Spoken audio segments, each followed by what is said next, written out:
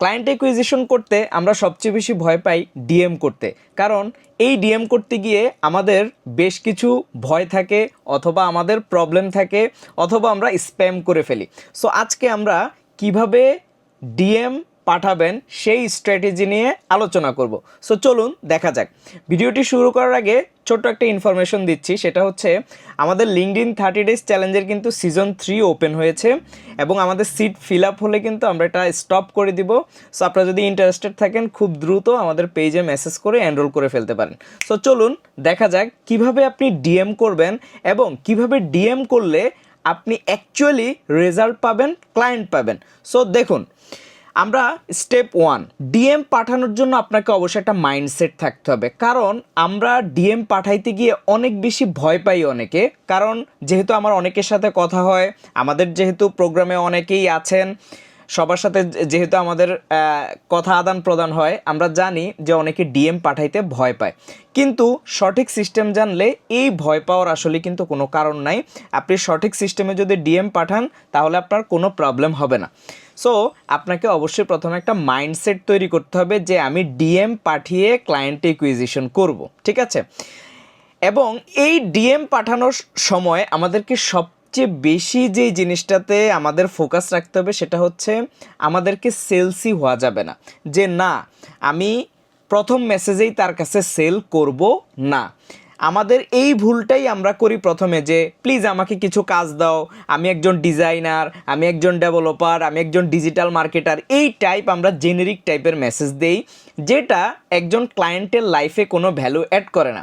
আপনি একজন designer, developer, marketer যেটাই হোক না কেন, একজন পোটেনশিয়াল প্রসপেক্ট তার এখানে কিছু যায় আসে না। হ্যাঁ, সে ফিল করবে যে আপনি তার লাইফে কোনো ভ্যালু অ্যাড করতে পারতেছেন কিনা। সো ডিএম পাঠানোর যে প্রথম স্টেপ, আপনার মাইন্ডসেট হইতে হবে যে আমি ডিএম পাঠাবো, ভয় পাওয়া যাবে না, সঠিক সিস্টেমে পাঠাবো।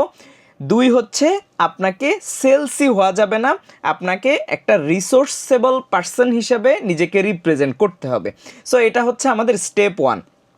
এবার আসি স্টেপ 2তে, কিভাবে আমরা ডিএম পাঠাবো। এটার একটা বেস্ট ফর্মুলা যেটা আমরা ফলো করি, আমাদের আরিফ নোটস মেম্বাররা ফলো করে, সেটা আমি আপনাদের সাথে শেয়ার করছি। ডিএম শুরু করতে হবে প্রথমে পার্সোনালাইজেশন দিয়ে। যেমন আপনি হয়তোবা তার সাথে লিঙ্কডইনে কানেক্টেড হয়েছেন, দেখলেন যে সে এই বছর কোনো একটা অ্যাওয়ার্ড পেয়েছে। সো আপনি কি করলেন, তাকে একটা পার্সোনালাইজড মেসেজ পাঠালেন যে তোমার ওয়েবসাইটে দেখলাম বা তোমার লিঙ্কডইনের একটা পোস্টে দেখলাম যে তুমি এই অ্যাওয়ার্ডটা পেয়েছো, কনগ্রেচুলেশন ফর দ্যাট। এটাকে বলা হয় পার্সোনালাইজেশন।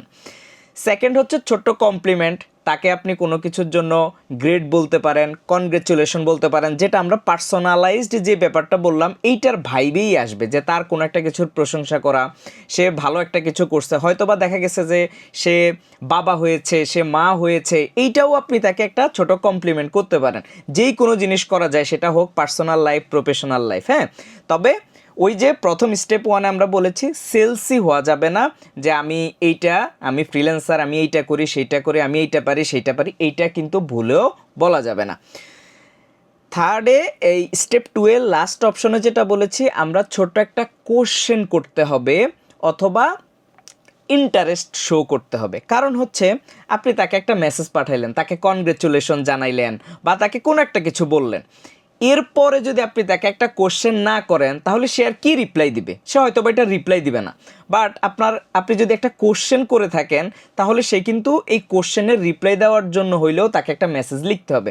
সো আপনাকে নেক্সট স্টেপে কিন্তু কি করতে হবে, ওই মেসেজটার সাথে একটা কোশ্চেন অ্যাড করে দিতে হবে। সো আমরা কিছু এক্সাম্পল দেখি। এই যেমন একটা example, hi John, noticed your business is growing nicely, I help with lead generation and client acquisition support when teams need an extra hand. Just curious, are you focusing on bringing in more clients this quarter? আমি কিন্তু simply তার কাছে কোনো কিছু sell করি নাই, আমি simply উপরের যে সিস্টেমটা বলছি ওই সিস্টেমেই কিন্তু এই মেসেজটা লিখেছি। সো আরেকটা এক্সাম্পলে যাই আমরা। Hi Sara, loved your recent video campaign, super engaging. এটা আপনি কিন্তু একটা কমপ্লিমেন্ট করলেন যে তার রিসেন্ট ভিডিও ক্যাম্পেইনটা আপনি দেখছেন। হ্যাঁ, আবার চাপা টাপা মারতে যাইয়েন না, হ্যাঁ। আমরা আসলে অনেক সময় কি করি, চাপা মেরে ফেলি, একটা কোনো কিছু না দেখে বলে ফেলি, তাহলে কিন্তু রিয়েল যে রিলেশনশিপ বিল্ডিং ব্যাপারটা এটা কিন্তু হবে না।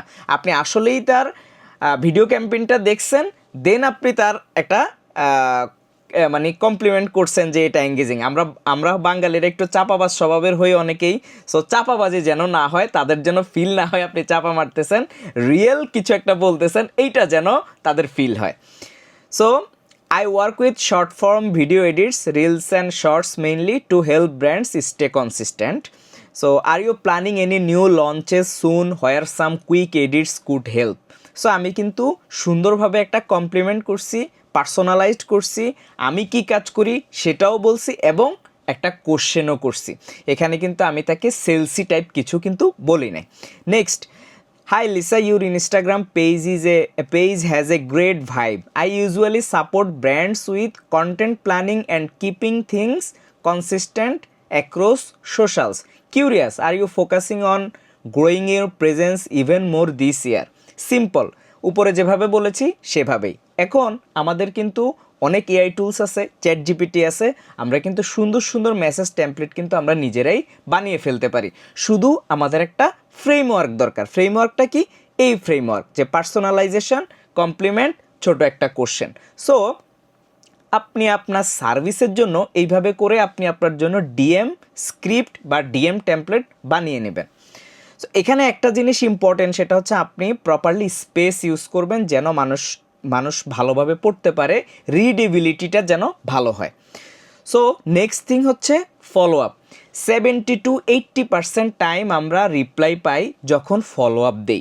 এখন আমাদের প্রবলেম হচ্ছে আমরা ফার্স্ট যে একটা মেসেজ দেই, তারপরে আমরা হচ্ছে যে হারায়া যাই, কোন মহাকাশে কোন গ্রহতে হারায়া যায় নিজেও জানি না। বাট আপনি রিপ্লাই পাবেন ফলো আপ করলে।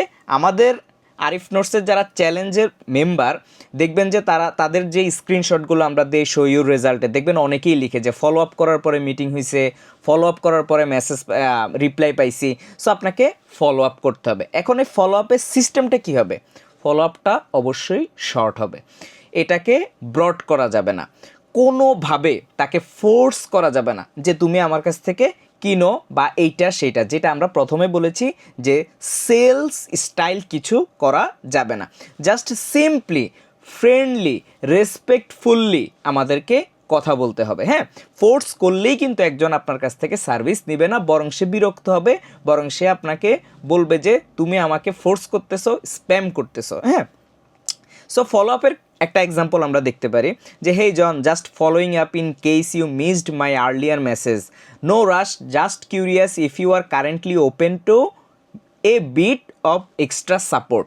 ফলো আপ করতে গিয়ে আমরা আরেকটা ভুল করি, সেটা হচ্ছে প্রথম যে মেসেজটা পাঠাই তার পরপরই কিন্তু আমরা ফলো আপ দিব না, মিনিমাম 2 থেকে 3 দিন পরে আমরা ফলো আপটা দেব। সো এখানে আমাদেরকে একটা মানে আর্জেন্সি যেন আমাদের ফিল না হয়, আমরা তাকে একটা রেসপেক্টফুল্লিভাবে, যেটা আসলে মানুষের কাছে ফিল হবে না যে সে আমাকে ফোর্স করতেছে, এরকম যেন না হয়, এমন সিস্টেমে আমরা তাকে ফলো আপ করব। সো আরেকটা এক্সাম্পল দেখি।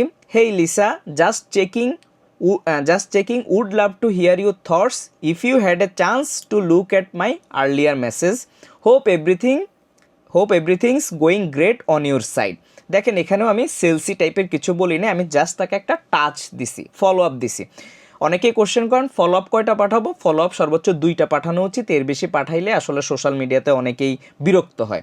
সো এইভাবে করে আপনারা হচ্ছে যে ডিএম স্ট্র্যাটেজি সেট করবেন, তাহলে দেখবেন যে ডিএম পাঠিয়ে আপনি ক্লায়েন্ট পাবেন এবং এখানে কোনো স্প্যাম করা যাবে না, স্প্যামিং স্টাইলে কোনো কিছু করা যাবে না। সো এই সিস্টেম ফলো করলে আপনারা অবশ্যই ক্লায়েন্ট পাবেন, যেহেতু আমরা পাচ্ছি, আমাদের আরিফ নোটস মেম্বাররা পাচ্ছে, সো আপনিও অবশ্যই পাবেন। Thanks everyone.